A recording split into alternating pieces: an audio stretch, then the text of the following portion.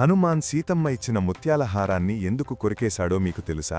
లంక యుద్ధం ముగిసింది. అయోధ్యలో ఆనందోత్సాహాలు వెల్లివిరిశాయి. సంతోషంతో సీతమ్మ హనుమంతుడిని ఆశీర్వదించేందుకు ముందుకు వచ్చింది. తన ప్రేమకు గుర్తుగా అమూల్యమైన ముత్యాల హారాన్ని హనుమంతుడుకు అందించింది. అందరూ ఆనందంగా చూస్తుండగా హనుమంతుడు ఒక్కసారిగా నిశ్శబ్దంగా మారాడు. ఒక్కో ముత్యాన్ని తీసుకుని పగలగొట్టడం ప్రారంభించాడు. అందరూ ఆశ్చర్యపోయారు. అప్పుడు లక్ష్మణుడు అడిగాడు, హనుమంతా, ఇది ఎందుకు చేస్తున్నావు? హనుమంతుడు నమ్రంగా చెప్పాడు, ఈ ముత్యాల్లో నా ప్రభువు శ్రీరాముడు ఉంటేనే ఇవి విలువైనవి, లేకపోతే ఇవి నాకు పనికిరావు అంటూ తన ఛాతీని బలంగా కొట్టాడు. ఒక్కసారిగా అతని హృదయంలో ప్రకాశిస్తూ కనిపించారు శ్రీరాముడు, సీతమ్మ.